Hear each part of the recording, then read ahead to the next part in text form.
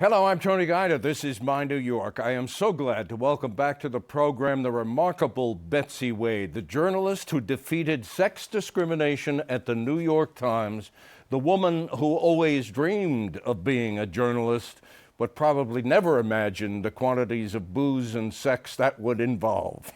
Betsy Wade and her tales to tell, part 2, next.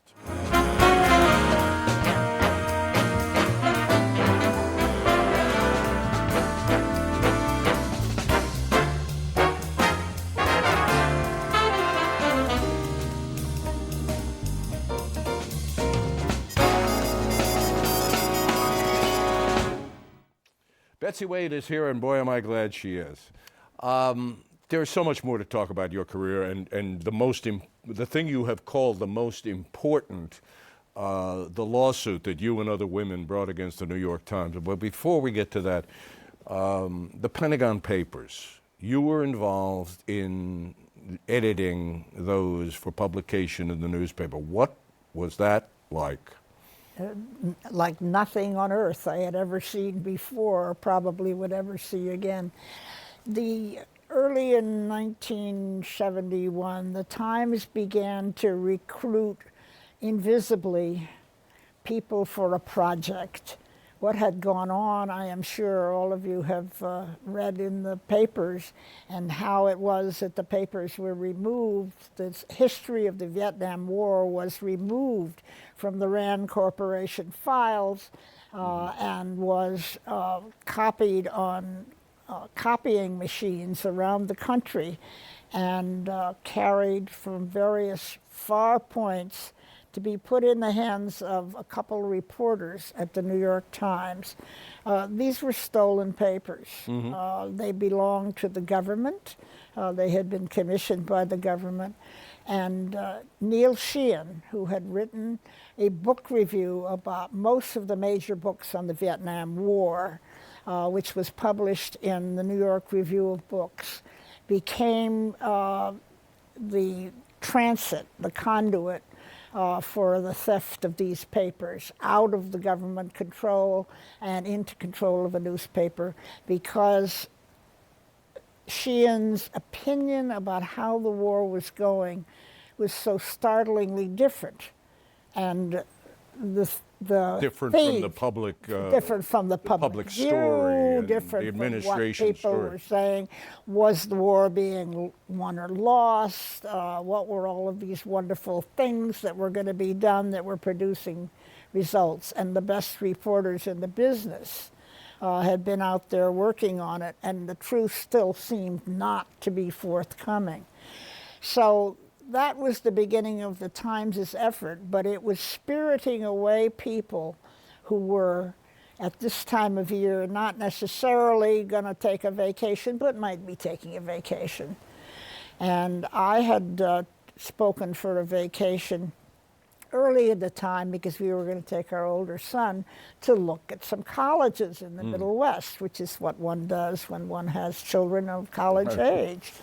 And at the time that I had scheduled this in, they came to me and they said, we have a project we're working on, and we wonder if you want to work on it. It's called Project X, so we can't tell you what it is, and you can't tell anybody else about it, and you might go to jail.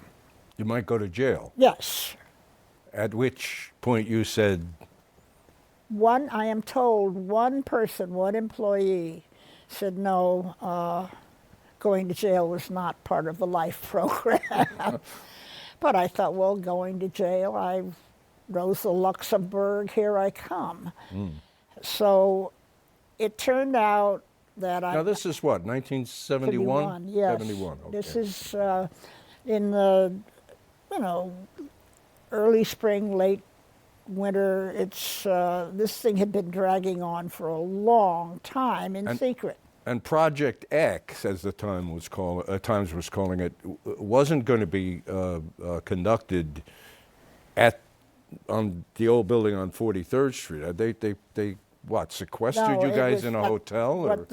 What they did indeed, when they finally got all of these suitcases full of I want you to understand, until you've seen this thing, you cannot imagine.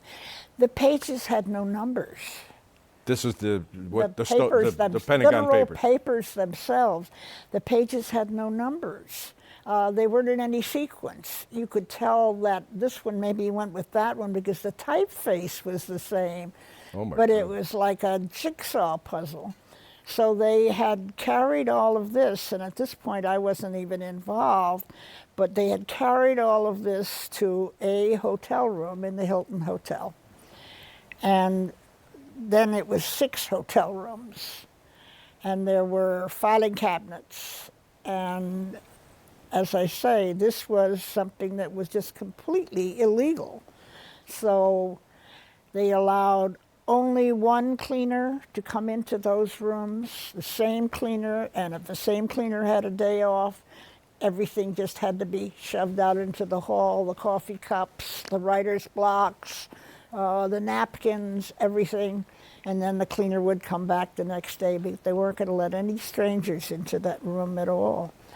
So it was an incredible piece of work to try to sort out which papers belonged to what and where to begin to tell the story, because it went all the way back. Yeah. I'm just trying to imagine this. You're dealing with explosive facts. Yes. But in the first instance, you're dealing with, does this page follow that page? Just getting the papers Exactly. together. Exactly. So you're in the Hilton, the group of you. How long was this process? I can't tell you. There are researchers who can tell you and give you the exact dates, but they were working with a smallish group, and then they figured that time was running out on them, that somebody was going to come and say, New York Times, you're under arrest. So they got more editors in there and more rooms. And it began to take shape. There was a whole period about the French Indo-Chinese War. All of those pieces were there, and you could, put them together if you had a name. And then it began to show all of the discussions about what was going to be done, how is it going to be done. It was not as if you put a big headline on page 1 that says Nixon resigns. Yeah. It's as if you pile a book and it says, here is what's going on in Vietnam in reality. Right. So, when you finally got the books published, they were big, thick books Yeah, of exactly. stolen papers. But I came in, I took the kids out to LaGuardia Airport, and I thought, well, another one of these occasions when I don't know whether the rest of my life is going to be like this or whether they're going to be visiting mom in jail, but we see what happens. Well, we know what happened. We really need to talk about the thing you have called the most important part of your career, the lawsuit against the New York Times. You were the plaintiff, but there were many women involved. What's the I was about to say, what's the genesis? Well, the genesis is all you women realized you weren't making the same amount of money as the men. Conditions were, horrible. Not horrible, but inequitable. And you decide at some point, okay, we're going to take this act. We're going to cross the Rubicon, and we're going to file suit. I think that you were in some lovely university out there someplace, because the first really lightning bolt that came was there was a sit-in at the Ladies' Home Journal, and I don't think you spent a lot of time reading the Ladies' Home Journal. No, I didn't. But we forgive you. I'm sadly unaware of that. And there was a whole cascade, including one at the Washington Post owned Newsweek, which was published here in New York. And they just had a little television series about that, a short, Yeah. because one of the participants there wrote a book about it. But all of these began to cascade. And finally, we held a meeting of 6 or 7 of us, more or less loonies. And one of the women said, everybody else is out there going after their employers for all of these inequities, which we were familiar with. Where are we? We are the best newspaper in the country and probably the most important. And why aren't we doing something? So we went off and we wrote a manifesto, and it was delivered to the Sulzbergers, to the board of directors, and then thus began to grind the wheels ever more slowly. They would say, we know we can fix this, but nothing happened. Nothing happened until we went to court, federal court here in New York, with a charge of discrimination under Title VII of the Civil Rights Act. And you will remember that somebody stood up and said, well, why aren't you including women in this? And somebody else said, yeah, well, why would we include? Well, because if you don't include women in this Civil Rights Act, the black women will get more than the white women. And somebody in Congress said, you have a point. So Title VII spoke to employment discrimination on the ground of gender. Yeah. In other words, if you have a job for whom the requirements are you will sweep up the bathroom, you're going to pay the same to a man as you're going to pay to a woman. And this lawsuit wound through the legal system for what, 4 or 5 years, something? It almost. It was the fall of 1978 when it finally got settled. But I do want to say, Tony, it's very important. Those of us who worked on this knew nothing was coming to us. That's not what they do if you sue them. They don't reward you. Right. But the other paper said, oh my gosh, if the Times can't hold off a group of classified ad salespeople and 10 reporters, we better look at what we're doing. Yes, well, good point you're making. Not only are you opening doors at the Times, but you're opening doors around the industry. I think that was why it was important. And as you say, you know, you weren't naive at this point and understanding that we're not going to be rewarded for this. And in fact, you weren't. But before we get to that, I need you to put into some sort of just kind of brief capsule what this did to and for you and other women. I mean, this couldn't have been easy. I mean, in terms of you're continuing to work, you're continuing to do your job, but yet you're the plaintiff in a lawsuit against this newspaper. It's like a divorce being carried out in public. It's, you know, really loathsome. But I think the important thing that often is forgotten in this, I couldn't be fired because they would have had to go to grievance. We had a union contract, and they were going to have to go and demonstrate that I, who had had all of these raises all of these years, just suddenly wasn't any good anymore. And performed admirably on the city desk and the foreign desk. They were stuck with me. So they hired a lot of very good people, many of whom have come up or written me letters or said, you know, they hired me right after they heard that you all had been certified in court. So that rattling of the cage was the thing that made them go out and find Anna Quindlen and find other wonderful writers who should have been there in the first place, but perhaps they hadn't grown up enough yet. But we should spend a moment. Your activism doesn't stop there. I mean, you've done many things, but also remarkable is the work you did with the newspaper from the union point of view, with it, issues, women issues from the union point of view. Just give us a brief. Well, one of the interesting parts of it was that I became a trustee of the pension plan, and I discovered that there were different pay scales Really? for that supported your pension, and that there were women's and men's. And so this was grist certainly for the lawsuit. There was no question about that.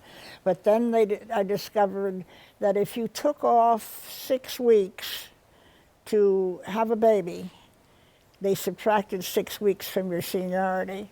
Really? So I went in and I said, now about these military men who get a leave when they're drafted. I said, where are you going to get those babies from? Right. They thought I was a riot. You were a nettlesome. I was a nettlesome riot indeed. Thank you. And this, of course, was as the head of the union. You're going in there. Well, Also the. No, the place that the work gets done, of course, is when the bargain is made, when the Right. contract is written. But I was indeed elected, twice elected president of the New York Local, which is the biggest local of the newspaper Right. guild. You said before you knew you weren't going to be rewarded, and in fact, this would be my word. The Times retaliated. Perhaps that's not accurate, but you were moved to the travel section. Yeah, right? I really don't. Would you call it like retaliation? the term retaliation. Okay. But I knew I had been the head of the foreign copy desk for a long time, and there were 3 men backed up behind me who wanted that job, and it was clear that they weren't going to get it till I got out of there because I was very good. I was now making, quite a bit of money, and they were restless as could be. So 2 people came to me and they said, why don't you take this nice job writing this column about travel? You'll meet a lot of people, you can write a book, you'll get to work daytimes. And in truth, I have to tell you, Tony, I felt pity for them, because these guys both liked me and they loved my work, and they had promoted me because they liked my work. But now they had a cork in the bottle and they couldn't get her out of there. So I consented and went to Travel News, where I met a lot of very nice people and had some fun. And did some elegant and important work.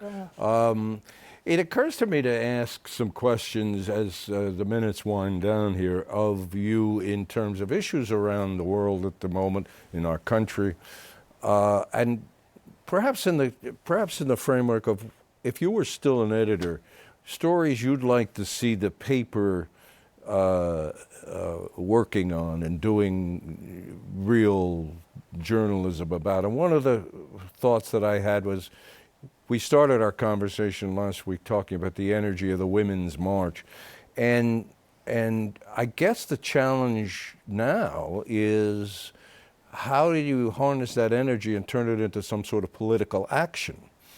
Especially when the issues embraced in that march were so diverse. There was reproductive rights, and there was mass incarceration and environmental stuff. Is that an issue? If you were assigning people, reporters, would you want them to be? You're the nimblest leaper I've ever seen leap, because of course the kind of activism you're talking about would never have been permissible for me to have engaged in at the time I was at the Times. They do not expect people who are covering, writing about, editing things to go out and make a conspicuous mess of themselves in public. I can be friends with Gloria Steinem, and I can send money to any cause I like, but I can't go out and say, hello, I'm Betsy Wade from the New York Times, and I want to tell you how to organize this thing. But Now that I'm retired. Yeah, no, I wasn't. I don't. Perhaps I didn't. Perhaps I didn't phrase it well.